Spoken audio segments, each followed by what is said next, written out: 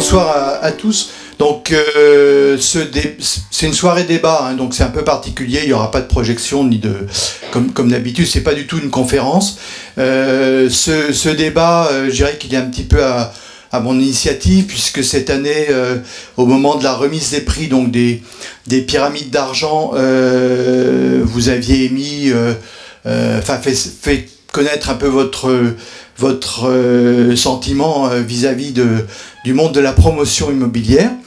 Bon, il est très bien que les étudiants aient des convictions et des positions, mais je pense que le dialogue c'est aussi nécessaire, et je pensais qu'il était utile qu'on puisse avoir un débat ce soir, donc avec monsieur Bruno Benny, qui est le président de la Fédération des promoteurs immobiliers de la région Grand Est, et Eric Chenderowski, donc que vous connaissez tous, qui dirige les services d'urbanisme à la métropole, et donc qui est tout à fait au courant du montage des opérations, enfin tout ce qui se passe sur Strasbourg. C'est un sujet qui personnellement m'intéresse, je dirais particulièrement, peut-être parce que j'étais pendant 20 ans, j'étais moi-même architecte libéral, donc j'ai travaillé à la fois sur des concours publics, mais j'ai aussi travaillé pour de la promotion immobilière. Hein, j'ai fait des opérations notamment dans l'ouest parisien. Enfin, peu importe, c'est pas trop la question, mais je me suis aussi intéressé de façon je dirais historique et rétrospective. Alors ça va vous paraître très loin, mais je dirais que les rapports, d'ailleurs il n'y a pas tellement une histoire écrite là-dessus sur les rapports entre les architectes, donc les maîtres d'œuvre, et la maîtrise d'ouvrage. Alors quand je dis maîtrise d'ouvrage, c'est assez large, hein, ça englobe à la fois une maîtrise d'ouvrage directe, avec des clients, alors soit sur des opérations de taille plus ou moins importante, et le promoteur est un des éléments de la maîtrise d'ouvrage.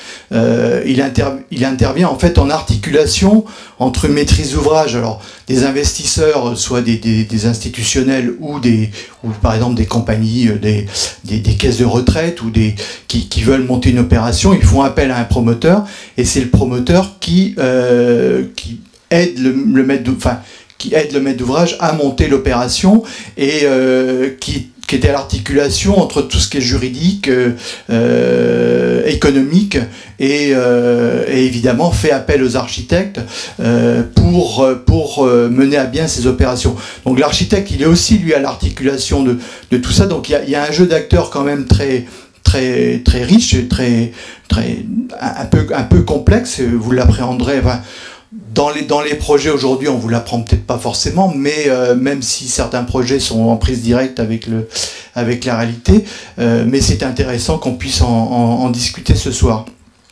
Alors, ce rapport à la maîtrise d'ouvrage, moi je me suis intéressé historiquement dans des périodes très reculées, notamment j'ai étudié par exemple à propos d'un monastère construit au XVIIe siècle à Vitré, les liens entre l'architecte et la congrégation qui faisait appel à l'architecte, et comment se monter en fait un projet, même au XVIIe siècle.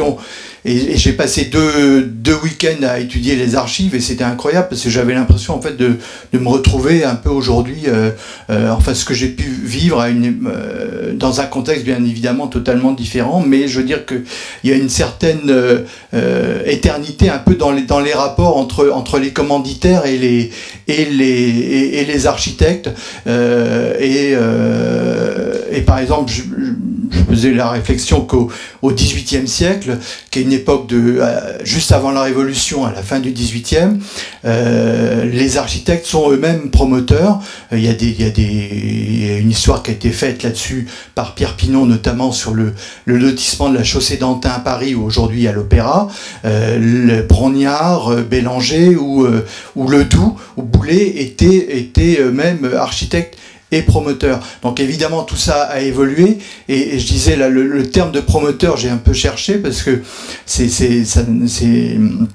C'est relativement récent. En fait, ça apparaît en 1954, à l'époque donc où Fernand Pouillon monte l'opération du Point du Jour à Boulogne, que vous connaissez peut-être tous, qui est une opération de 2000 logements, et où il crée lui-même sa société de promotion, le Comptoir National du Logement, avec un ancien préfet Hague, et tout ça se termine mal, puisque le CNL en fait, le système, c'est que Pouillon finançait l'opération au fur et à mesure de la vente en état de futur achèvement, en fait. Mais à un moment donné, il y a eu un dérapage du CNL et une faillite, et Pouillon a été traduit en justice. Donc ça, c'est en lien aussi avec la création de l'ordre des architectes en 1940, c'est décembre 1940, et avec le statut de profession libérale de l'architecte, qui l'interdit en fait d'avoir à la fois un rôle économique et de monter les opérations, et ça fait partie aussi de l'histoire, et également la taille des opérations dans les années les 30 glorieuses, avec des opérations de plus de 4000 logements, notamment la cité des 4000, où il est nécessaire d'avoir des promoteurs qui font justement l'interface entre le maître d'œuvre et puis les maîtres d'ouvrage, vu la taille des opérations. Donc et c'est vrai qu'après ça donne lieu à tout un imaginaire un peu sur l'image du promoteur, tel qu'on peut l'entendre dans certaines chansons, dans les films, bref. Donc aujourd'hui, tout ça a énormément évolué. Pas des garde-fous, mais enfin, il y a tout le rôle des collectivités, notamment avec la décentralisation, le rôle entre le politique, l'économique et la maîtrise d'œuvre a évolué, avec tout un tas de déclinaisons de réglementation, depuis les SCOT jusqu'au PLU, les PLU patrimoniaux, les secteurs sauvegardés, enfin j'en passe. Et tout ça, ça fait partie en fait du métier de promoteur. Et quand un architecte a une opération avec un promoteur, c'est lui qui étudie un peu tous ces éléments-là, et qui fait une étude de faisabilité en fonction d'un contexte. Donc je dirais que le jeu d'acteur s'est complexifié. Le rôle la taille des opérations a aussi évolué quand même, avec des opérations moins importantes que ce qu'on a pu connaître à une époque, et avec des règles de plus en plus complexes à appréhender. Voilà, je ne veux pas être plus long, parce que je voudrais vraiment je suis peut-être déjà trop long, je voudrais lancer le débat rapidement, donc je passe la parole à Bruno Benny, et puis ensuite à Eric, et puis on lance le débat. Ce qui est important, c'est que vous ayez des interrogations, des questions, et qu'on puisse en parler librement. Voilà. Bruno, je vous passe la parole. Merci. Donc Bruno Benny, je suis promoteur immobilier indépendant sur la place alsacienne depuis un peu plus de 20 ans. Et mes pairs m'ont élu président de la Fédération des promoteurs immobiliers du Grand Est à l'échelle de la région administrative il y a 2 ans et demi maintenant. Je vais déjà vous dire un peu ce que c'est notre fédération, vous parlez du métier de promoteur, et puis on pourra échanger sur tous les sujets que vous souhaitez. C'est effectivement après-guerre, de l'abbé Pierre, où on a construit des logements, des barres d'immeubles, etc., où la profession a commencé à s'organiser au milieu des années 50-60. Il y avait plusieurs syndicats qui étaient un peu partout en France, dans les régions, dans les départements, et un peu à la fois ça s'est regroupé au sein d'une fédération qui s'appelait la FNPC, il y a une vingtaine d'années, Fédération Nationale des Promoteurs Constructeurs. Le N a disparu, c'est devenu Fédération des Promoteurs Constructeurs, et il y a une dizaine d'années, c'est devenu Fédération des Promoteurs Immobiliers. Donc la FPI. Aujourd'hui, c'est une femme, Alexandra François Cuxac, qui préside notre fédération. C'est assez symptomatique, parce qu'on est dans un métier qui est très masculin. Il y a des métiers qui se féminisent, comme le notariat par exemple, mais on a un métier très masculin encore. Et notre présidente est une femme, donc c'est une première dans notre fédération. Elle est promotrice, son siège social est à Biarritz, et elle travaille dans l'ouest de la France. La Fédération des promoteurs immobiliers, ça représente à peu près 85% du secteur de la promotion immobilière privée en France. On est 630 adhérents. aujourd'hui, et une cinquantaine dans la région du Grand Est que je préside. Nous avons 18 chambres régionales qui couvrent à peu près les régions administratives, et c'est nous qui sommes les seuls représentants auprès des instances gouvernementales, que ce soit le ministère du Logement avec M. de Normandie aujourd'hui, les sénateurs, les députés, et nous participons autant faire se peut à tout ce qui est décret, loi, amendements, etc. C'est aussi nous qui gérons la convention collective.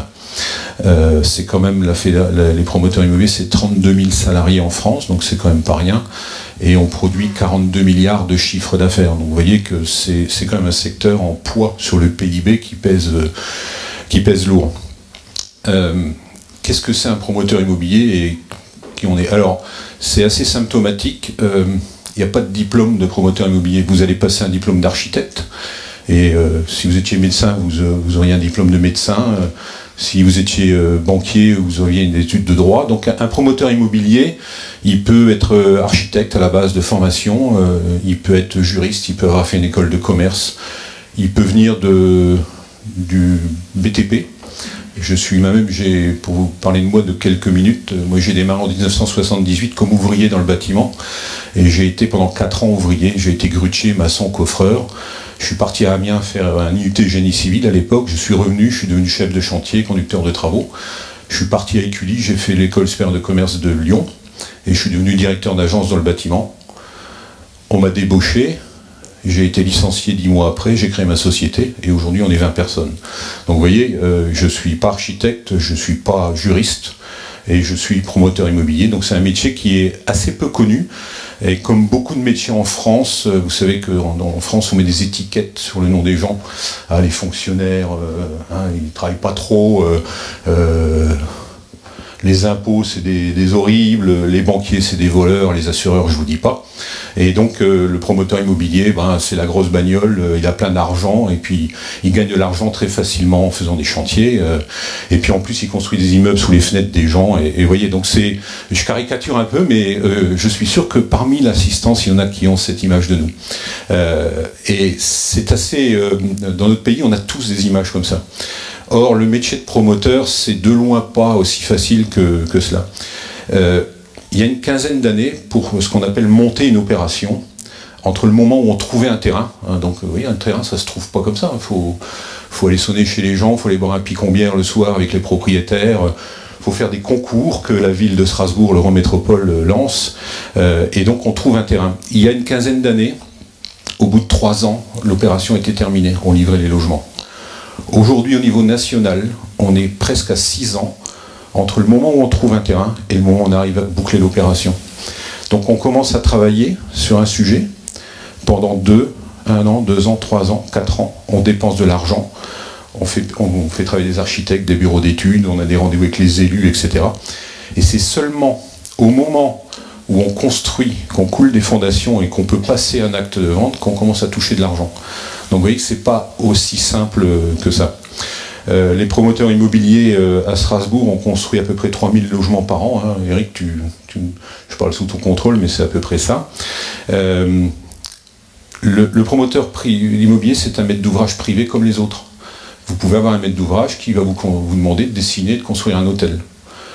Nous, on fait travailler nombre de cabinets d'architectes, des gens qui étaient sur les bancs à votre place il y a quelques années, et qui travaillent pour nous. Et la grande partie des architectes vivent du logement qu'on construit. Pour être clair, les grands immeubles, l'Arche de la Défense, etc., ça reste de l'exceptionnel. Quand on fait, je sais pas, en 20 ans, il y a eu un seul gymnase de construit à Strasbourg, pas loin d'ici, d'ailleurs, au Port du Rhin, là-bas. Sur 10 ans, je pense qu'il n'y en a eu qu'un, le dernier, vers les deux rives, là-bas. Il y a le théâtre du Maillon, on construit un théâtre, je ne suis pas sûr qu'on va en construire un dans les 10 ans qui viennent. Donc le logement, c'est quelque chose d'important. On construit des logements pour du privé, donc pour des gens qui achètent pour y vivre, pour des gens qui achètent pour louer, c'est-à-dire qu'ils se font un patrimoine pour leur retraite, et on construit également des logements sociaux.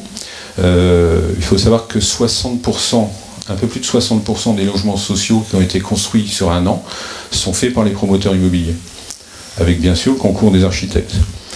À l'époque de Le Corbusier, donc ça peut être loin pour vous, mais c'est pas si loin que ça, l'architecte faisait beaucoup plus de choses qu'il ne fait aujourd'hui. Il n'y avait pas de monsieur SPS, il n'y avait pas de bureau de contrôle, il n'y avait pas de bureau d'études, il n'y avait pas de bureau fluide, on n'avait pas des réglementations thermiques, réglementations environnementales, etc. Aujourd'hui, quand un maître d'ouvrage comme moi ou tous les promoteurs, on se met sur un dossier, on passe des commandes à plein de gens, à commencer par l'architecte, qui a une mission à minima de permis de construire, 50e, plan de décoration, plan de vente, etc. Il peut suivre le chantier, mais de plus en plus, ce sont des gens spécialisés qui suivent les chantiers. Même au sein des cabinets d'architectes, les gens qui suivent les chantiers ne sont pas forcément des architectes. On a un bureau d'études fluide, un bureau d'études de contrôle, on a un urbaniste, un paysagiste, un monsieur sécurité, etc. Donc c'est un métier qui est très complexe. Je suis passionné de ce métier. J'y passe beaucoup de mon temps. Je vois Olivier qui sourit, là, qui est un de mes vice-présidents, qui est un tout petit peu plus jeune que moi, mais c'est un métier de passion. Je suis certain que là, dans l'assistance, certains d'entre vous seront ou promoteurs dans les années à venir. Donc, voilà, je ne vais pas non plus vous abreuver de paroles, parce que je pourrais le faire longtemps. Je suis à votre disposition pour vous expliquer, répondre à vos questions. Si vous voulez qu'on parle d'argent, qu'on parle d'architecture, des missions, de la liberté qu'on donne aux architectes de travailler, jusqu'où on va, quelle est leur mission, les difficultés de notre métier, les ventes en l'état futur d'achèvement, qu'on appelle les VFA, l'encadrement bancaire, les garanties dommages ouvrages, enfin les actes notariés, les actes de dépôt, tout ça. Enfin, on est un métier à 360 degrés, c'est-à-dire qu'on fait travailler du monde et nos clients nous font vivre. Et on prend le risque financier de faire une opération. Et je peux vous dire que ça, tant qu'on ne l'a pas vécu, c'est quelque chose qu'on a un peu de mal à comprendre.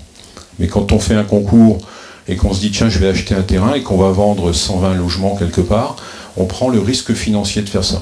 Ça paraît simple, mais je peux vous dire que quand on le prend, même quand on travaille dans un groupe, c'est quelque chose de prégnant. Voilà, donc je te passe la parole, Eric, ou alors je peux peut-être répondre à vos questions, si vous en avez. N'hésitez pas. C'est toujours le premier qui a du mal. Hein. Madame ? Est-ce que, par exemple, aux élections municipales, ça peut annuler des projets en cours ou quoi que ce soit? Vous ne devinez pas à quel point. Là, on est dans une période où on vit des moments compliqués. On n'a pas de rétroprojecteur, mais je pourrais vous... On a les statistiques depuis des décennies sur le nombre de logements ou d'autorisations d'urbanisme qui sont délivrés auparavant par les préfets, maintenant par les maires.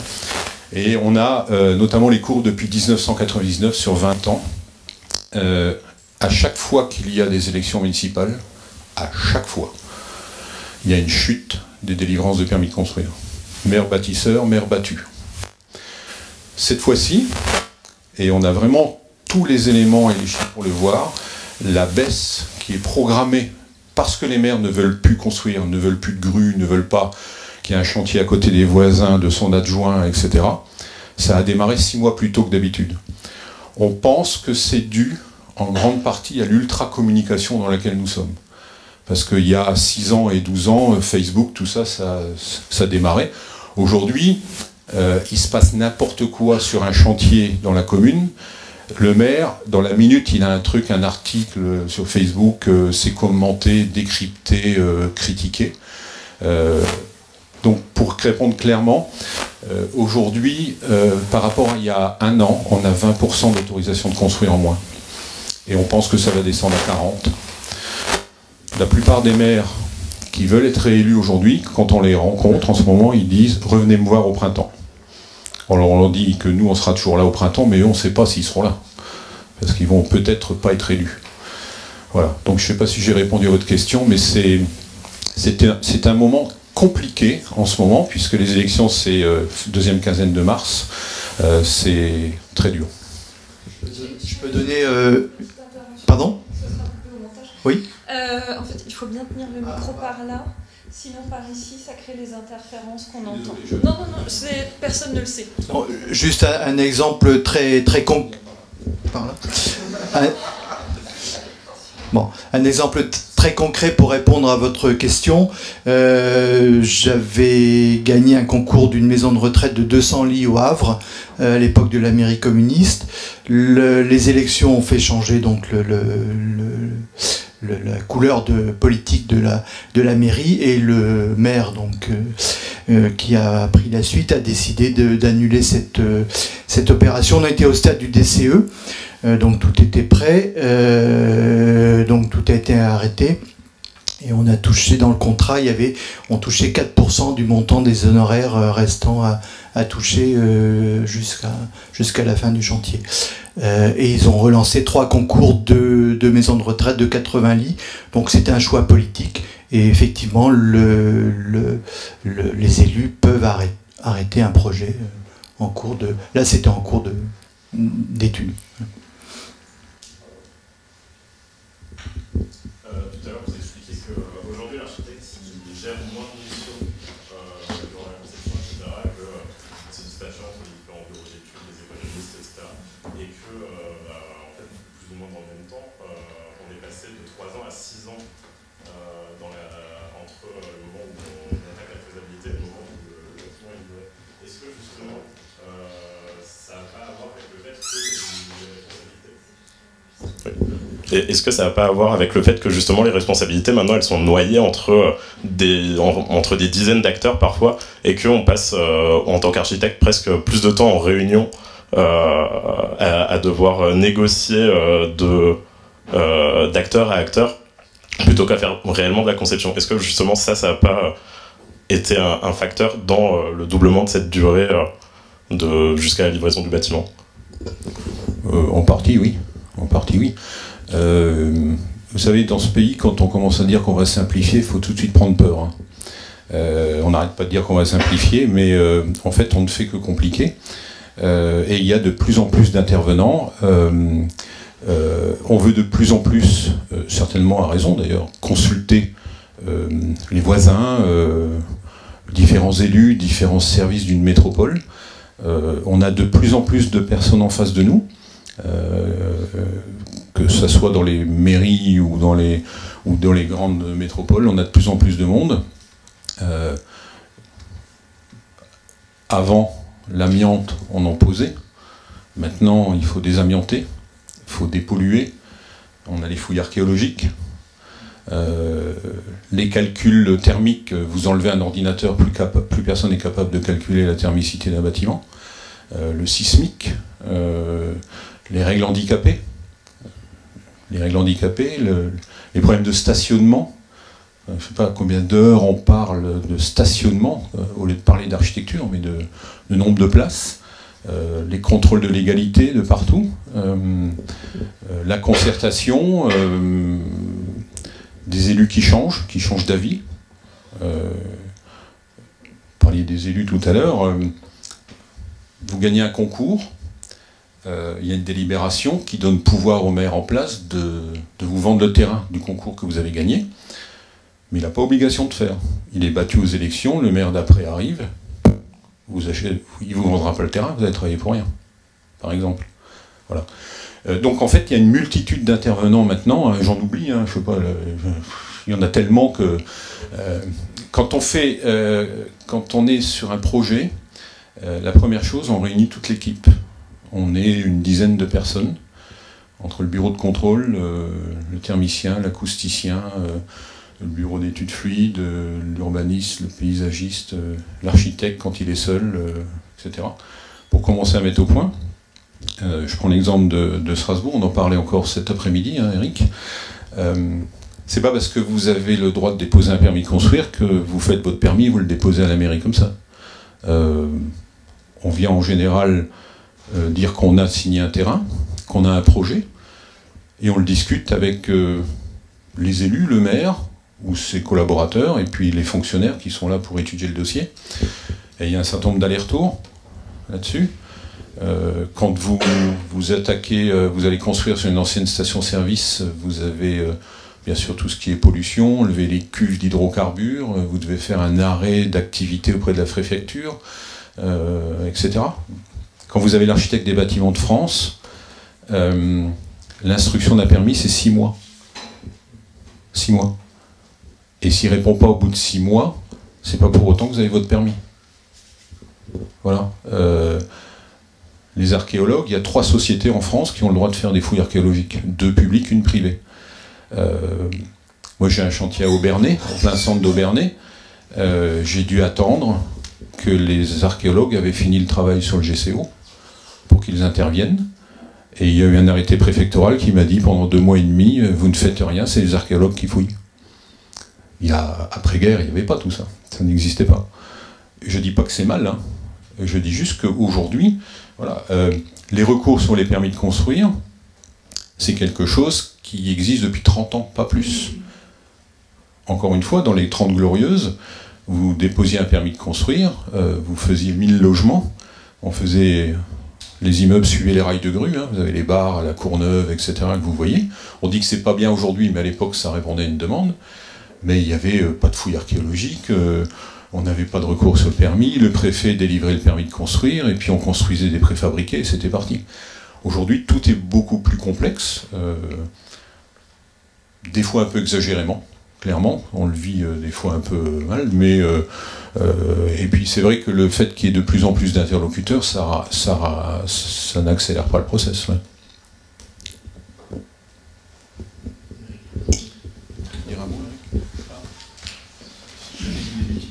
Non, mais moi je pense que tu n'as pas parlé de beaucoup de choses, et notamment de la complexité croissante du projet. Tu as évoqué quand on faisait 5000 logements posés sur des champs dans les années 60, c'était quand même beaucoup plus simple. Hein. On faisait un plan de bâtiment et on le reproduisait 40 fois. Bon, si c'est ça l'architecture, si c'est ça la conception, je préfère la complexité actuelle à cette conception. La conception, c'est pas que du temps sur sa table à réfléchir tout seul, c'est aussi du temps de négociation et du temps d'échange avec des ingénieurs, des bureaux d'études, des usagers. C'est ça la conception. Donc, aussi. Et je pense que dans le temps de réunion, il y a de la conception. Donc en fait, il ne faut pas réduire ça. Donc en fait, il faut qu'on se mette d'accord sur ce dont on parle quand on parle de conception. Moi, ce que je voudrais, si j'ai souhaité être là ce soir, enfin, si j'ai proposé d'amener ma pierre au débat, c'est parce que je suis architecte et que quand je suis arrivé à Strasbourg, il y a plus de 25 ans, en tant que jeune chargé d'études à l'agence d'urbanisme, je pensais que le projet urbain, c'était des tramways, des équipements, de l'espace public, et qu'on faisait la ville à partir de cette grande trame urbaine maîtrisée par la puissance publique.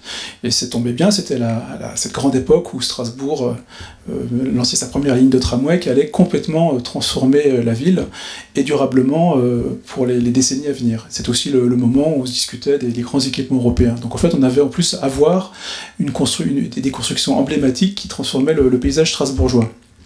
Et puis, j'ai perçu qu'à un moment donné, il y avait quand même un élément très puissant auquel je ne pouvais pas me désintéresser, c'était la règle qui permettait de fabriquer la ville quotidienne, la ville banale, c'est le plan d'occupation des sols, que j'avais regardé avec beaucoup de mépris, que je laissais aux géographes, aux juristes, hein.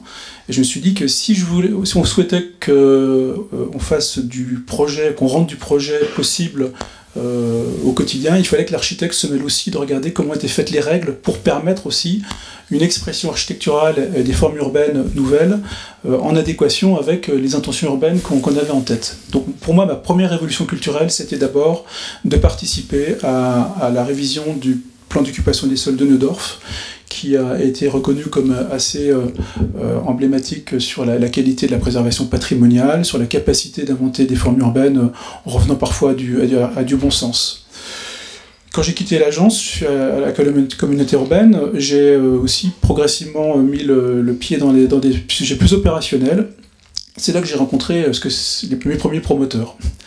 Et en 2005, on s'est rendu compte aussi qu'on constatait une forme de banalité, de médiocrité de ce qui était produit par la promotion immobilière dans les années 90, où finalement on avait d'un côté la promotion avec ses architectes qui étaient toujours les mêmes, et puis d'un autre côté la commande publique avec ses architectes qui gagnaient des concours, mais qui n'avaient pas accès à la commande de la promotion.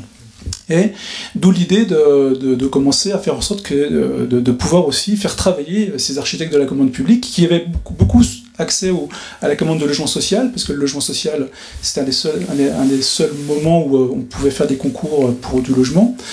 Et donc, on a commencé à mettre en place ces systèmes de consultation sur des terrains de propriété de la collectivité, et où on a demandé à des promoteurs retenus de commencer à faire leur premier concours sur de la promotion privée, en choisissant des architectes, on va dire, habituellement retenus pour la commande publique. Et la première consultation comme ça qui a été faite, c'est une opération qui s'est faite à Neudorf, place du Schlutfeld, où le promoteur a mis en concurrence deux architectes. Et ce travail, ce modèle de la consultation s'est imposé finalement comme un moyen très efficace de vraiment remettre l'architecte au cœur du processus de décision et de fabrication du projet, très en amont, et puis surtout d'élargir son champ d'intervention le plus en amont possible. Donc aujourd'hui, il n'y a pratiquement plus aucune opération publique sans mise en concurrence de promotion, mais en plus de permettre aux architectes de s'exprimer.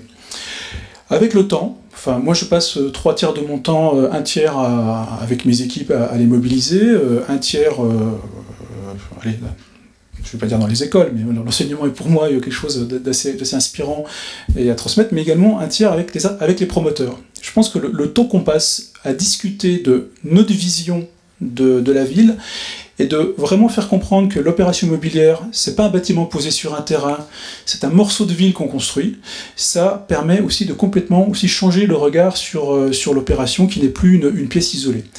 Et finalement, on se rend compte que souvent, l'architecte, dans le dispositif de la relation collectivité qui établit la règle avec ses urbanistes et ses juristes dans le cadre des plans d'occupation des sols, promoteur qui est maître d'ouvrage, et architecte, l'architecte joue un peu le rôle de médiateur entre nos trois logiques de réflexion, et que finalement, on se fait passer les messages les uns aux autres grâce à sa position finalement de médiateur. Souvent, les architectes viennent nous dire, bon là, le promoteur, il pourrait aller un peu plus loin, on voit avec lui si on peut tester, et finalement, et voilà. Donc on arrive vraiment à fabriquer un espèce de jeu gagnant à trois dans cette relation où l'architecte vient vraiment jouer un rôle essentiel dans la qualité du projet. Donc c'est vraiment pour témoigner de ce rôle fondamental dans la construction du projet immobilier et du projet urbain, puisque ce que je veux témoigner aussi, c'est que le projet immobilier, c'est la brique essentielle de la construction urbaine. Et c'est pas que du tramway, de l'espace public ou des équipements publics, c'est le logement, c'est ce qui fait finalement le lien urbain entre l'ensemble des opérations. Vous voyez des grandes opérations se développer vers les deux rives ou sur le Wacken, mais vous imaginez pas à quel point aussi dans tous les quartiers, des petites opérations sont venues redessiner une place, un carrefour, une rue, en y amenant soit un passage public, soit un commerce en pied d'immeuble, et d'une certaine manière, les 3500 logements par an qui sont construits dans l'agglomération, eh ben, c'est tout autant d'occasions de réparer et de reconstruire des tissus urbains. 3500 logements par an, j'ai fait le calcul, c'est l'équivalent de 200 000 m² de surface de plancher. C'est comme si chaque année on construisait un Parlement européen dans l'agglomération. Donc ça vous donne à peu près le poids en matière de transformation urbaine que pèse le logement social compris, hein, le logement dans le rôle de transformation de la ville.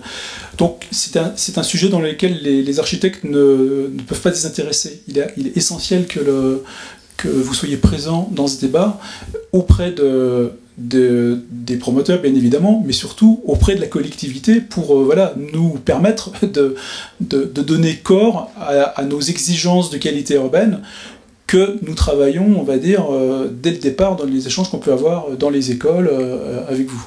Voilà ce que je voulais témoigner pour commencer de ma présence ici. Des questions ? Oui.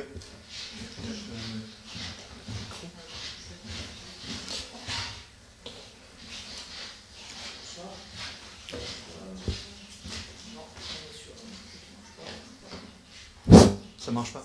Non. Non. Là, ça marche. Oh bah, tiens. Ça marche, très bien. Bonsoir.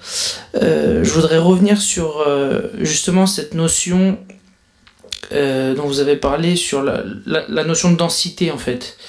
Donc là, vous parlez de 350, enfin de 3500 logements. Et moi, j'aimerais voir la vision que vous avez entre densité, rentabilité, et comment vous connectez ça. Et l'architecte, en fait, il a quoi à dire en fait dans ce rapport-là, densité-rentabilité? Parce que voilà, c'est important aussi de peut-être mettre en perspective que la qualité du logement, elle peut être tributaire de cette équation qui est dérangeante. Et j'ai en tête un exemple que j'étudie pour mon mémoire, par exemple, qui est le quartier Confluence à Lyon.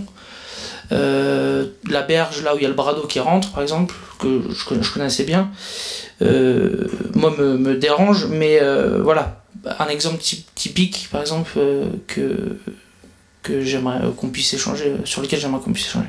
Merci. Je laisserai Bruno développer son point de vue, mais vous avez remarqué, j'ai pas parlé de densité. J'ai parlé de tissus urbains, de formes urbaines et de qualité urbaine.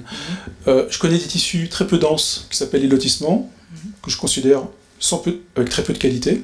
Voilà, je suis d'accord. Et des tissus très denses, avec beaucoup de qualité. Donc en fait, il n'y a pas de relation, on va dire, évidente entre densité et qualité. Il peut y avoir aussi des tissus peu denses avec de grande qualité. On prend la cité urbaine du Stockfeld, par exemple, hein, mais vous prenez un lotissement banal construit dans les années 70. Voilà. Aujourd'hui, les seules qualités qu'on peut le retrouver, c'est présence d'espaces verts qui peuvent permettre un développement de la biodiversité, sous réserve que les propriétaires ne passent pas tout leur gazon au glyphosate tous les week-ends. Donc cette question de densité n'est pas reliée à la question de la qualité. Et je dirais le promoteur, lui, il hérite d'un cadre de travail qui est largement défini par les documents d'urbanisme. Donc d'une certaine manière, les règles qui s'imposent à lui sont fixées dans le cadre d'une réflexion globale dans le plan local d'urbanisme qui, lui, est débattu publiquement à l'occasion d'enquêtes publiques et qui doit faire l'objet de justification par rapport à un projet d'aménagement et de développement durable. À Strasbourg, le parti pris, c'est de construire la ville sur la ville, le long des armatures de transport en commun, et donc d'une certaine manière de développer une ville compacte, qui amène une forme de redensification des tissus existants, mais on part pour certains tissus de très loin. Hein. Les tissus les plus denses, ce sont les tissus achevés aujourd'hui, c'est la Neustadt. Quand on prend la densité de l'axe de rive entre le Heiritz et le Rhin, ça fait, je suis attendez, de tête, à 280 hectares pour une surface de plancher de 1 500 000 m², donc un cos net inférieur à 1. Donc en fait, la densité, il faut la regarder aussi à différentes échelles. Donc en fait, le promoteur, lui, il va hériter d'un document qui est le document d'urbanisme, qui lui doit se justifier dans ses choix de densité. Il y a des endroits où promeut la densification parce qu'on est bien desservi par les transports en commun, on est proche des services, des endroits dont on sait que les qualités patrimoniales sont à préserver et donc sur lesquels on a veillé à ce que les règles d'urbanisme ne permettent pas une dégradation du tissu urbain. Ça peut être des tissus peu denses ou des tissus déjà denses. Hein. La Neustadt, elle est, on va dire, achevée pour nous dans sa forme, par exemple, et elle ne permettra plus de densification au-delà de quelques surélévations. Voilà. Et donc maintenant, c'est là que je cède la parole à Bruno pour qu'il raconte lui comment, après, à partir de là, il fait son calcul de rentabilité. Je vais prendre un peu de recul sur ce que vous dites. Quand on construit, c'est qu'il y a besoin. En Alsace, on a la chance d'être dans je vais prendre la région qu'on connaît le mieux, d'être une région où il y a à la fois une démographie et une immigration positive. Donc ça veut dire qu'il y a de plus en plus de gens qui veulent vivre en Alsace. Vous allez à Charleville-Mézières, c'est pas tout à fait la même musique. Hein. Je peux vous dire que la densité là-bas, ils seraient bien contents de voir un promoteur venir. Ça c'est une première chose. La deuxième chose, il y a suffisamment de débats aujourd'hui pour dire arrêtons de prendre les terres agricoles, de détruire les forêts pour étaler l'urbanisation. D'ailleurs, le gouvernement commence à parler de ZAN, zéro artificialisation nette. En clair, on dit il ne faut plus artificialiser le sol pour construire. Donc à partir de là, si vous faites des enfants, que vous en faites un peu plus que ce qu'on a besoin pour se reproduire et qu'on accepte de l'immigration, il y a des gens qu'on doit loger. Donc si on dit qu'on ne doit plus consommer de terrain, il faut bien densifier la ville. Donc le plan local d'urbanisme ex-post, prend ça en compte, et on a des bâtiments depuis peu.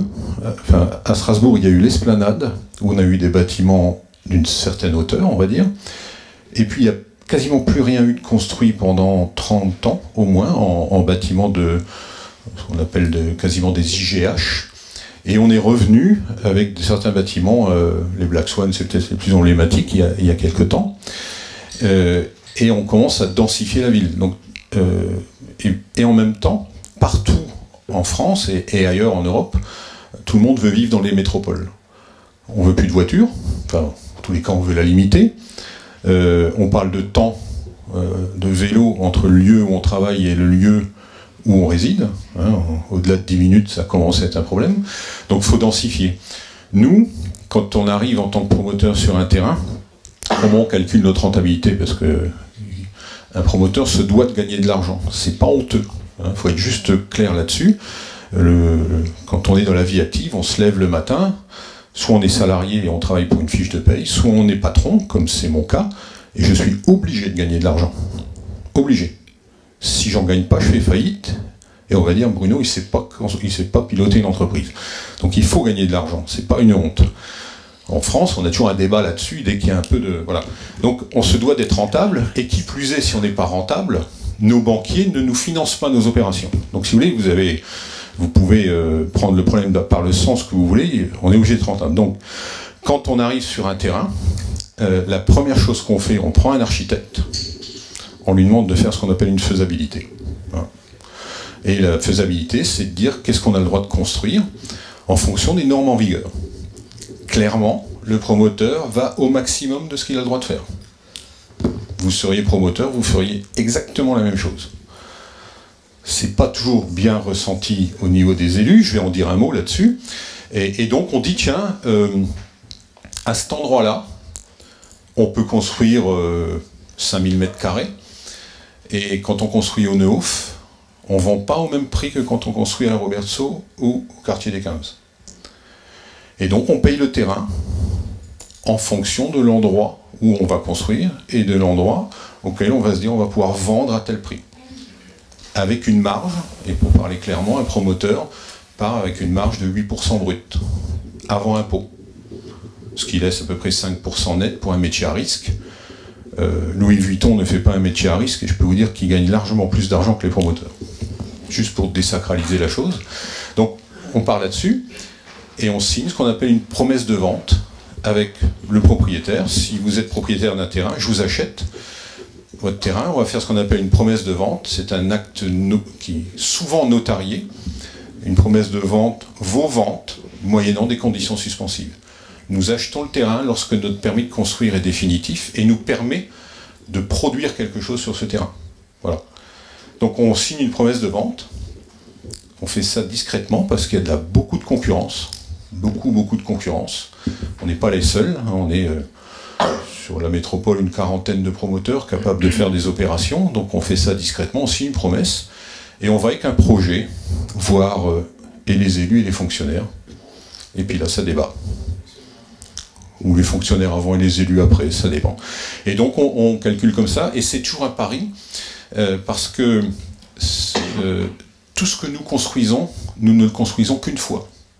Parce que le terrain, il est unique, parce que la réglementation est unique sur ce terrain, parce que l'architecte est unique sur ce terrain, et donc on ne fait que de l'artisanat. Et donc on est, en tant que professionnel, obligé d'extrapoler en disant, quand je vous parlais de 5 ans, si je signe un terrain aujourd'hui, je vais le vendre au mieux dans 3 ans, les appartements. Et quand vous avez acheté un terrain en 2007, et que la crise de 2008 est arrivée, vous n'avez peut-être pas vécu ça, parce que vous êtes encore un peu jeune, je peux vous dire qu'il y a eu des sueurs froides, parce que ce qu'on avait estimé pouvoir vendre à 3 000 €, ben, ça ne valait plus rien. Et en octobre 2008, novembre 2008 et décembre 2008, les promoteurs ont fait 0 réservation dans toute la France. C'est comme si vous ne faites plus de chiffre d'affaires et que vous devez payer vos salariés. Je vous raconte ça, je l'ai vécu. Hein. Je suis encore là, donc c'est que j'étais pas trop maladroit dans l'histoire. Mais donc on est obligé d'être rentable. Il faut vraiment ça que vous le mettiez en tête. Dans tous les métiers, on se doit d'être rentable. Dans le public, c'est encore différent. C'est-à-dire qu'il y a des budgets et il y a de l'investissement. Mais une société privée doit gagner de l'argent. Sinon, vous faites un objet d'une affiche dans les DNA, vous allez déposer le bilan de votre entreprise, et puis, jusqu'à il y a peu, quelqu'un comme moi n'avait pas le droit au chômage. Juste maintenant, depuis peu, quelqu'un qui est indépendant comme moi, parce que j'ai un statut d'indépendant, j'ai le droit d'être au chômage si, et de toucher quelque chose, si je me plante. Il y a encore 2 ans, c'était pas le cas. Vous voyez, quand on a une famille, des dettes, une maison, des gamins à l'école, c'est pas simple. Voilà. Je sais pas si j'ai répondu à votre question. Oui, mais... oui, c'est un débat, on peut, oui, on peut changer. Hein. Oui, mais justement, je rebondis parce qu'après je vais être pas méthodique. J'entends très bien l'échange qu'il y a aussi. En fait, vous mettez en fond la situation qui est la vôtre, à savoir en tant que patron et vos obligations, vos devoirs envers votre entreprise, votre propre situation personnelle, ce que j'entends. Mais pour être pragmatique et rentrer dans ce que j'ai en tête, par exemple, si on fait cette faisabilité, vous avez un terrain de 1 hectare, le PLU dit que vous pouvez monter jusqu'à 92 logements, admettons, je suis totalement... Je prends juste un exemple, d'accord ? On est juste sur quelque chose d'abstrait pour que je puisse communiquer. Donc 92 logements, et avec des typologies que l'architecte va proposer avec une diversité telle que par exemple, on va partir des T3, du T1 pardon, au T5, et vous allez aller au maximum donc de ces 92 logements, d'accord ? Et là, je me rends compte, en tant qu'architecte, que je vais faire un T5 dans 100 mètres carrés tout juste, avec des chambres à... Mais j'ai déjà vu ça. C'est un quoi ? C'est un beau T5 ? 80 mètres carrés, j'ai déjà vu, hein, quand même. Ouais, voilà. Mais, en fait, avec des chambres au minimum, comment on questionne la notion de qualité, là ? Quelle est votre qualité d'un T5, par exemple, pour vous ? Vous vivriez dans un T5 que vous faites dessiner par un architecte, ou un T3 ou un T2, qui est dans une optique de rentabilité, comme vous l'avez expliqué, hein, plutôt de viabilité du projet plutôt que rentabilité. Bon, voilà, l'exemple que j'ai en tête, c'est celui-là. Et moi, en tant qu'architecte, je vais vous dire, écoutez, moi je préférerais qu'on fasse que 80 logements, et que à la place de faire 92, je vais faire des T5 qui ont des qualités positives, spatiales, qui vont réinventer des typologies, avoir une autre manière d'habiter. Je finis. Et donc je vais vous dire, on va faire que 80 logements, et en plus de ça, même si on ne sait pas qui va les entretenir et que c'est à la charge de la copropriété ou s'il y a du social, on peut faire des espaces communs. Voilà, parce que dans nos études, mine de rien, en fait, on va dans ces directions-là et on se retrouve face à des projets où on est fermé à ces options-là pour la viabilité du projet. J'en viens au fait. Donc voilà, moi je vous propose 80 logements avec un T5 qui monte à 110 mètres carrés, des T3, et je mets 10 mètres carrés de plus que la moyenne que vous allez voir chez vos collègues.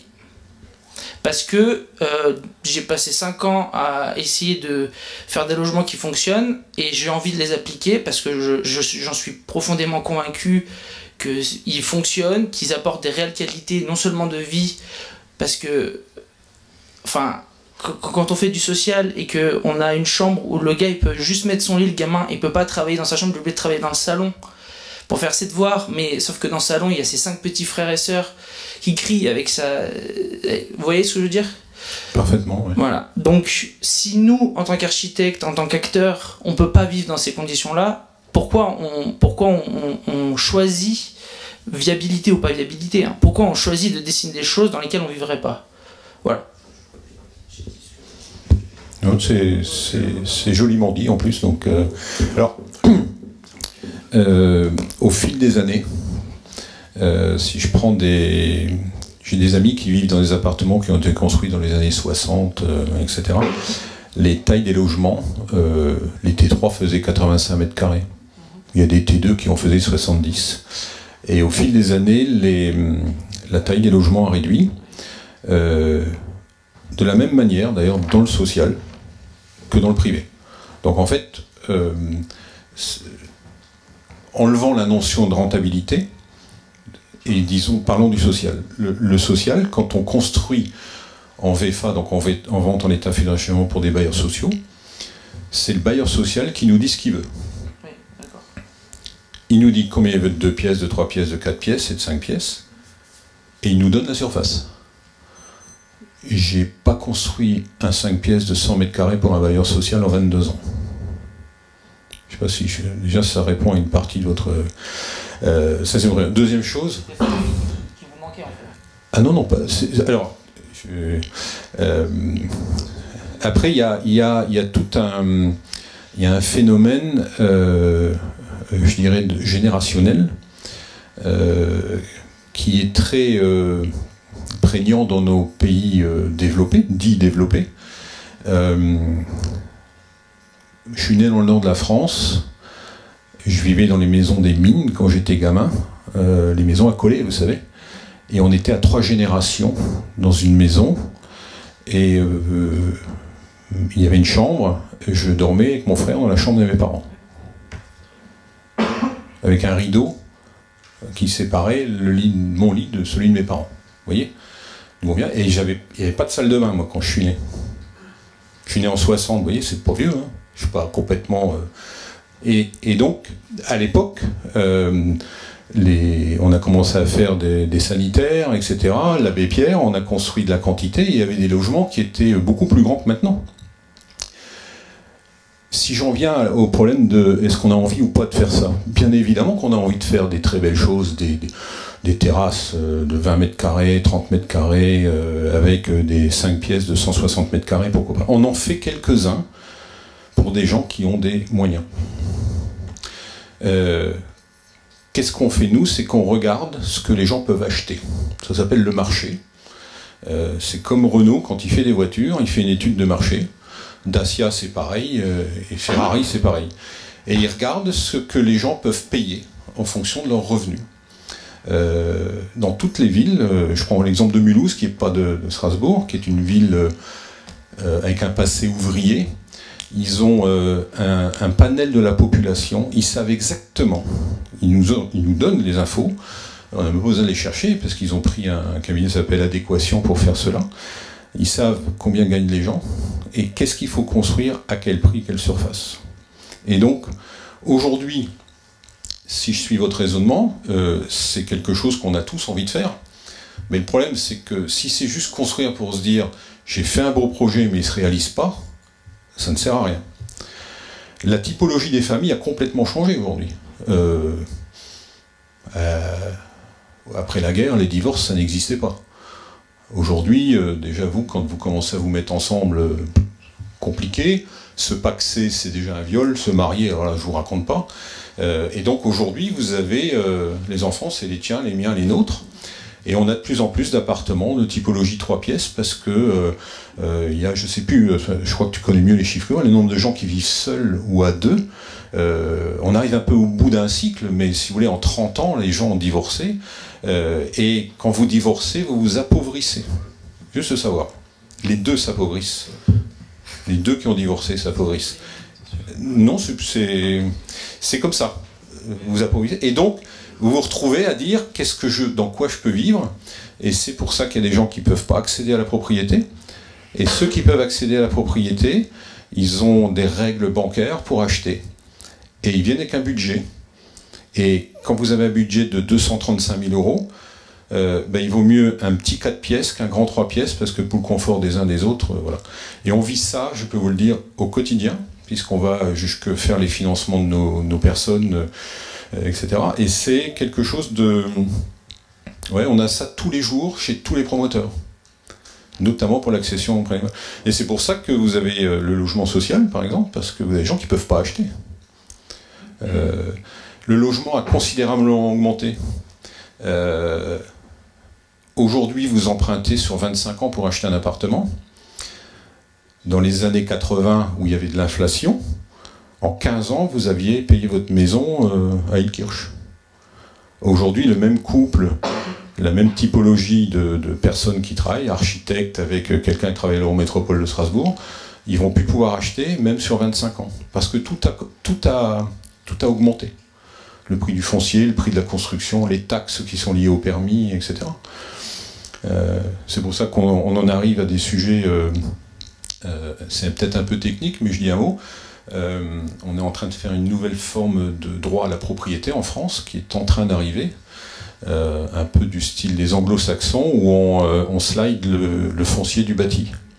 C'est-à-dire que vous achetez un logement, vous êtes propriétaire des murs, mais pas du terrain qui correspond au logement. Et ça permet à des personnes d'acheter des logements. Ils sont propriétaires, pas complètement du logement. Tout Londres est construit comme ça, par exemple. Hein. Voilà. Et donc ils louent leur partie de terrain, même dans un appartement, à un organisme foncier solidaire, un OFS. Et ça, c'est quelque chose qui va pouvoir permettre, la première opération sur Strasbourg aura lieu l'année prochaine, ça permettra à des gens d'acheter des logements, ce qu'ils n'auraient pas pu faire avant. Donc pour répondre à votre question, on a tous envie de faire des super bâtiments avec des terrasses énormes, des décrochés de façade, des terrasses, des grands logements, etc. Mais la réalité du marché, elle ne permet pas toujours de le faire.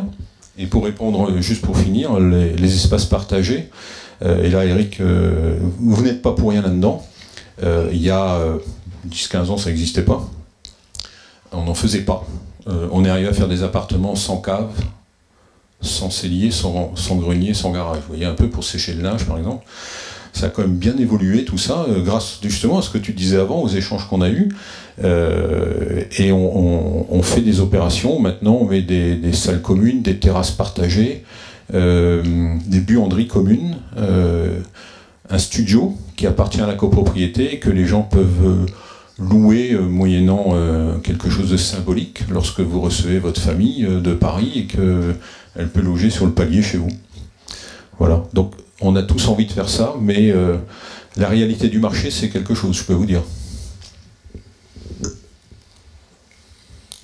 Oui. Et justement, alors, bon, je vais essayer de relier un peu tout ça, principalement à la question du foncier. Mais vous nous expliquez que justement, si on ne fait pas des excellents logements, etc., c'est parce que forcément, les gens n'ont pas forcément les moyens de se les payer, ce que je peux comprendre.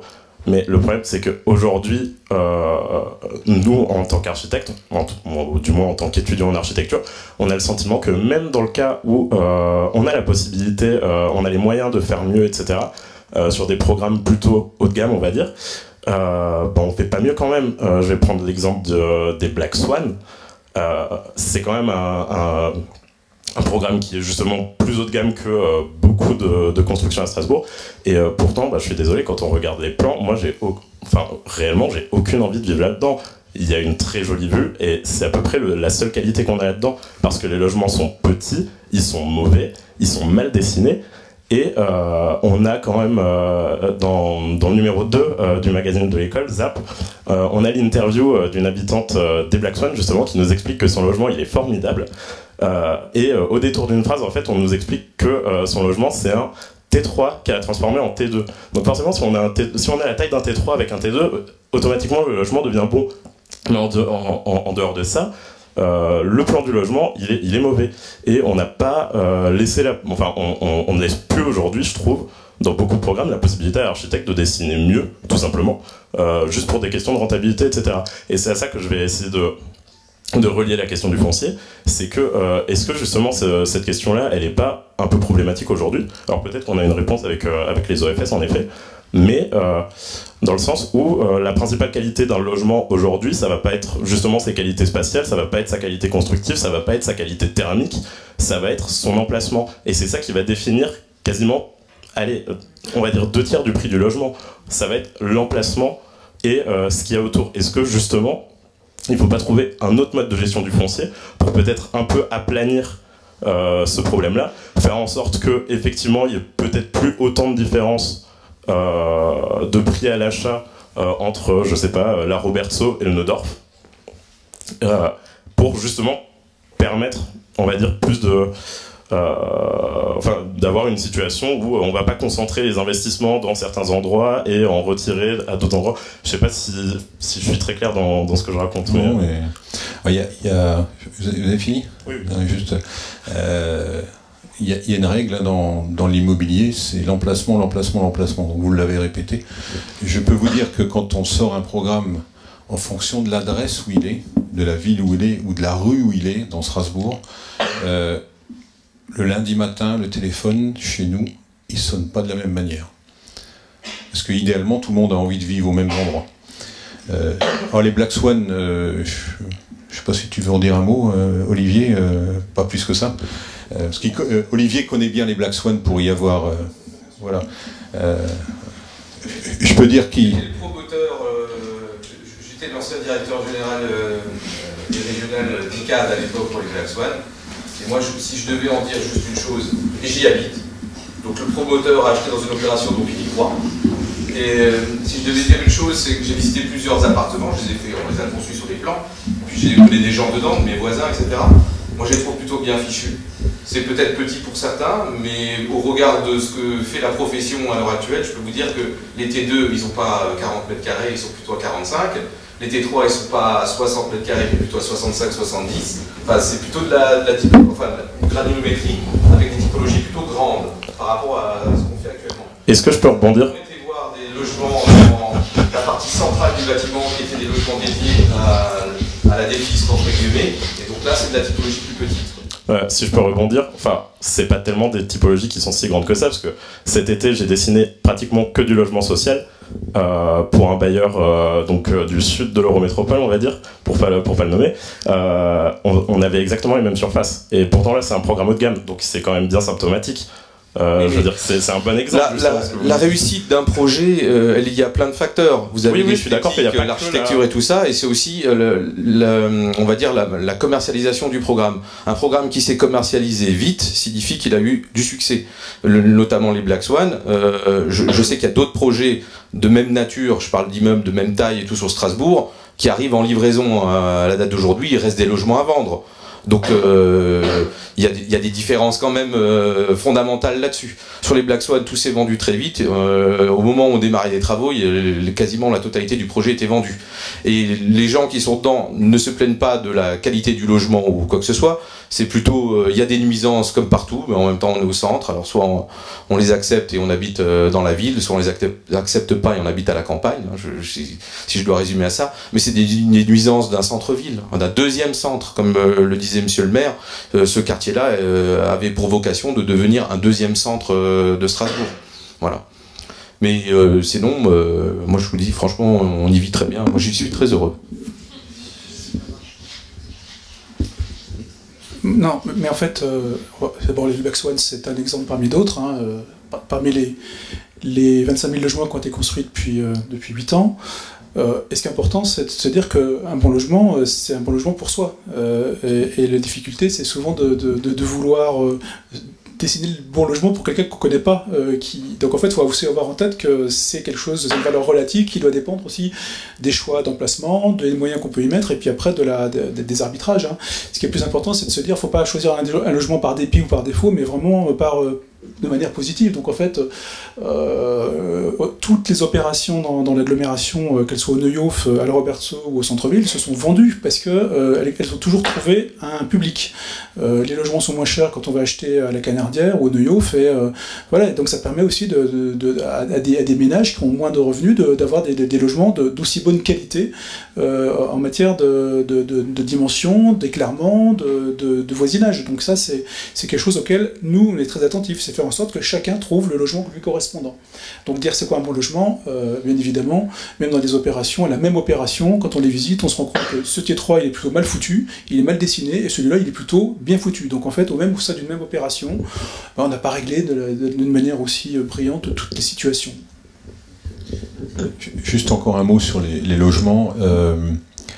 En quelques années, les règles handicapées ont dessiné en grande partie l'intérieur des logements.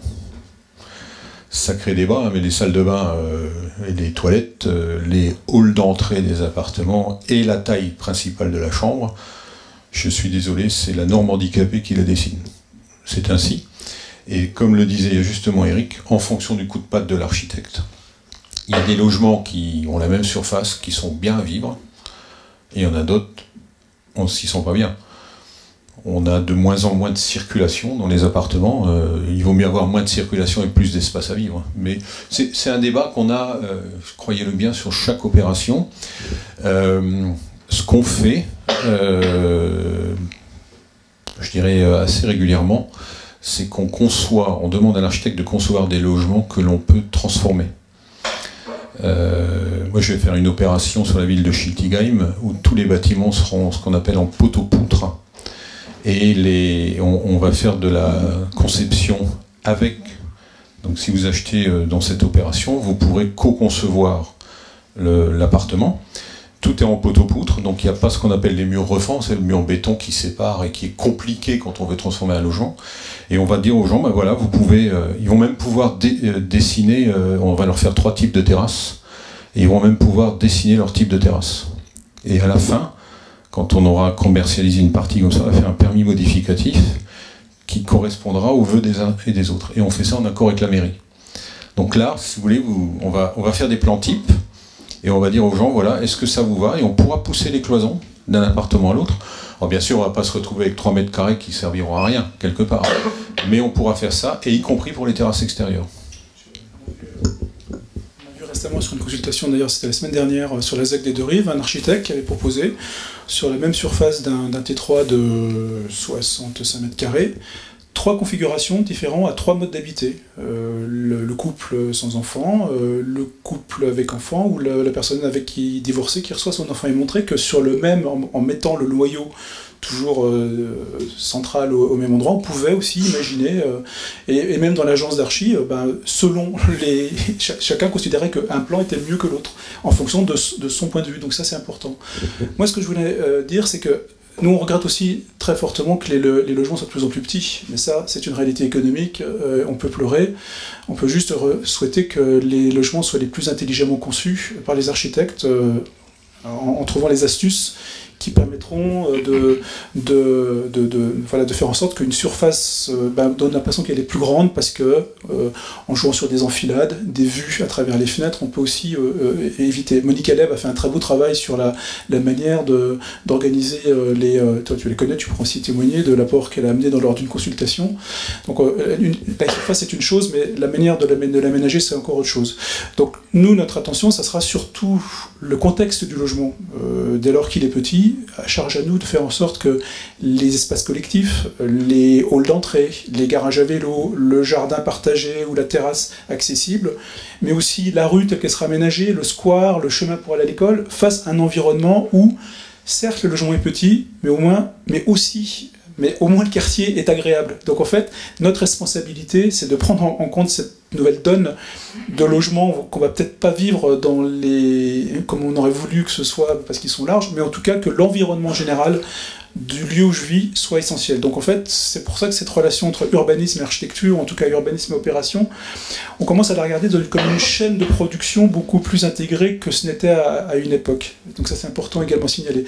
Également la pérennité des matériaux, faire en sorte une copropriété, parce qu'on a utilisé des matériaux au départ qui n'obligent pas au bout de 5 ans de revoir toute la façade parce qu'elle s'est encrassée, parce qu'on a des matériaux pérennes, fait aussi que l'entretien, la gestion soit également limitée avec des coûts qui font qu'en plus du remboursement, on n'a pas des charges de copropriété trop importantes. Ça, c'est des choses essentielles aussi auxquelles on ne pense pas quand on dessine les choses. Juste revenir sur la question de la qualité intérieure des logements et des surfaces. C'est une question assez ancienne. Il y a eu pas mal d'expérimentations, notamment après la guerre, avec Marcel Lotz à la Grand Mare, qui étaient des logements entièrement en métallique, donc sans une goutte de béton, et avec des cloisons qui étaient amovibles et qui pouvaient bouger.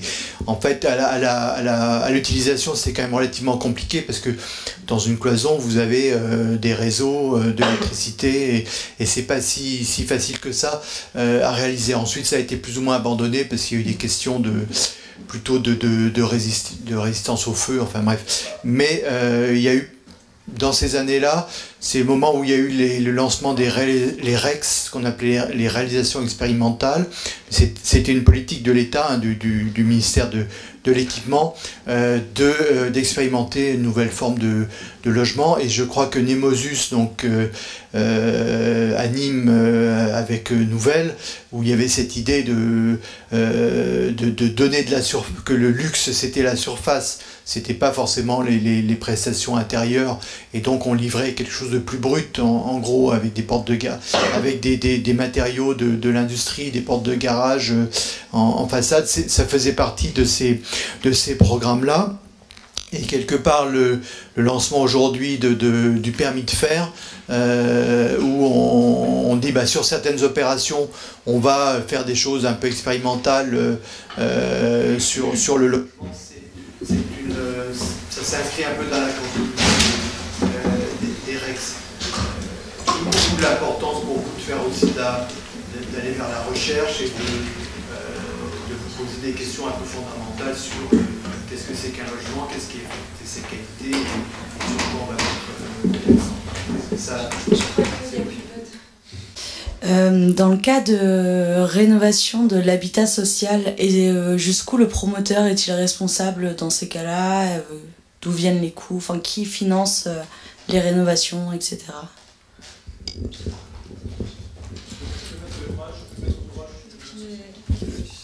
Oui, en fait, le promoteur ne rénove pas de logements sociaux. C'est une entreprise qui va le faire, une entreprise générale. Mais un promoteur ne fait pas ça. Un promoteur achète un bâtiment, le rénove, le surélève, le redécoupe en lots de copropriété et le vend. Ou il achète un terrain, il fait un permis de construire, il construit le bâtiment et il revend des lots de copropriété. Mais dans le logement social, non, ce sont des entreprises qui font ça d'ailleurs très bien, qui créent des salles de bain dans des logements où il n'y a pas de salle de bain encore à Strasbourg, ça existe, hein, qui refont de l'isolation thermique qui n'existe pas, qui mettent du double vitrage qui n'existe pas. Il faut savoir que ça existe encore aujourd'hui. Hein, voilà. Il y a des gros bailleurs sociaux à Strasbourg qui ont des chantiers énormes là-dessus. Hein. Je prends le quartier de l'Elezo, il y a un boulot phénoménal à faire là-bas. Mais le promoteur n'intervient pas là-dedans. Voilà.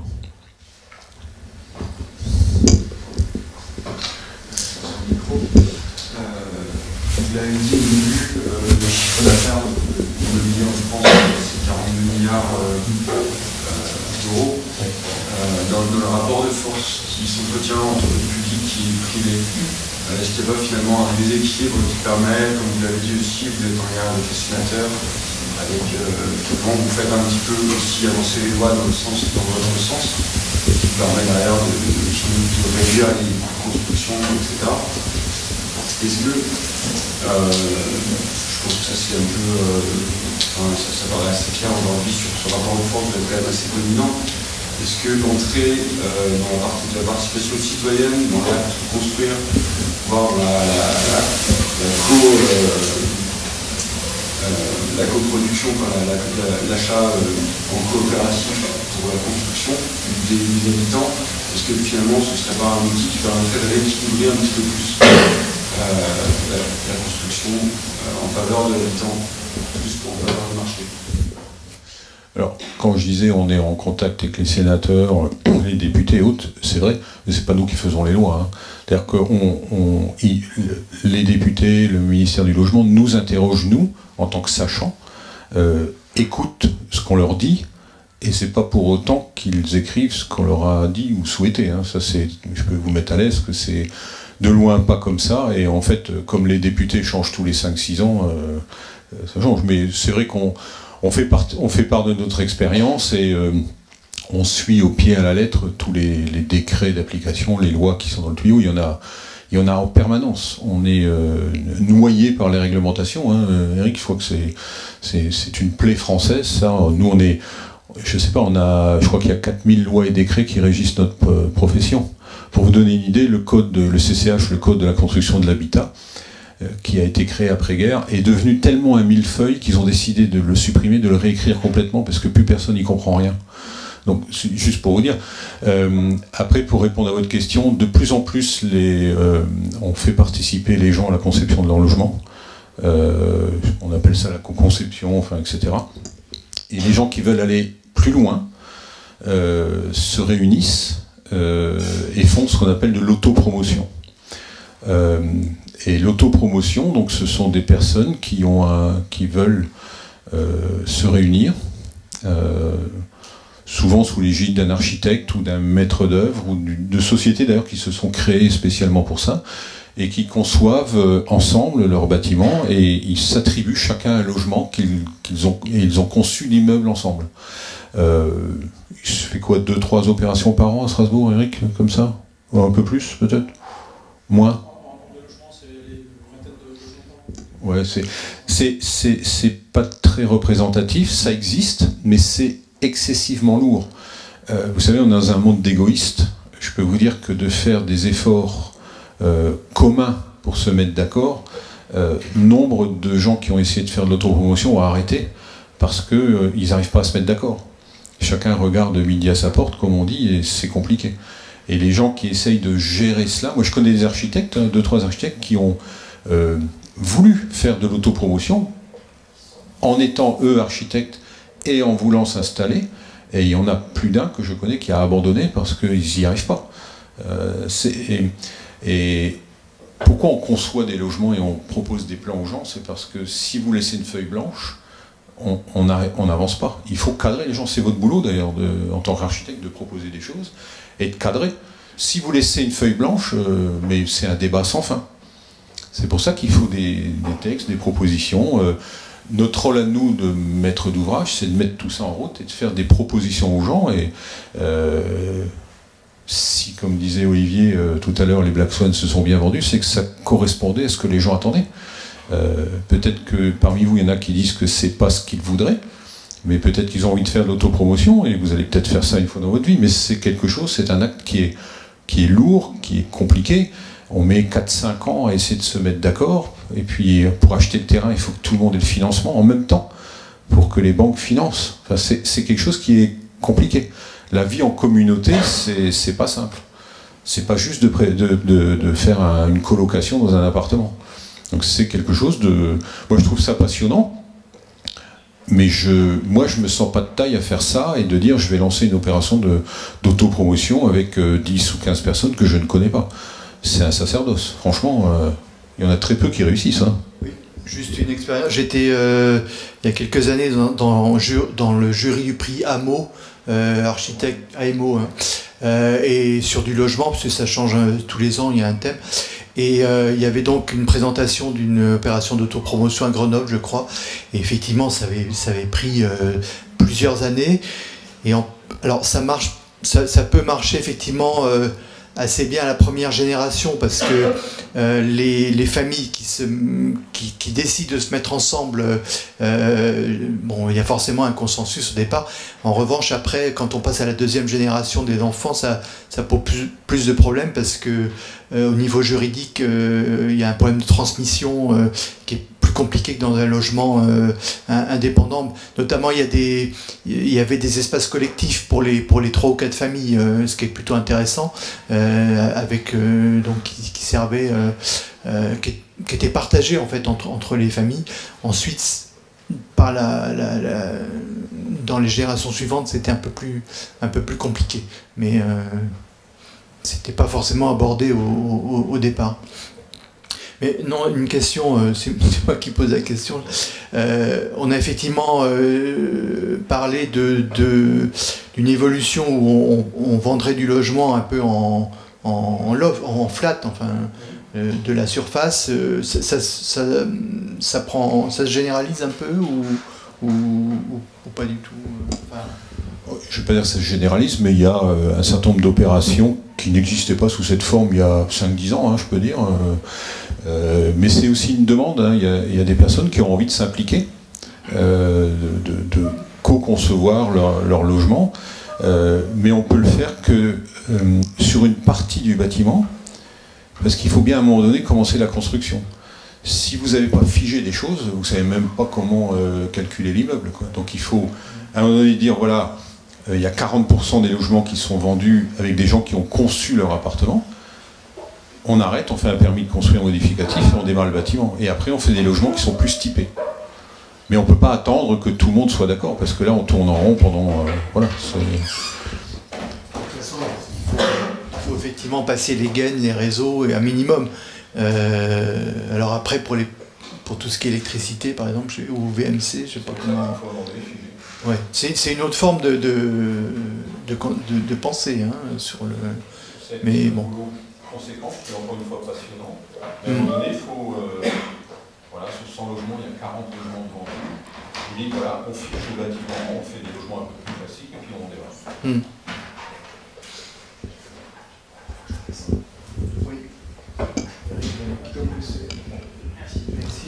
Merci Eric. Alors, j'espère que je vous ai pas trop ennuyé.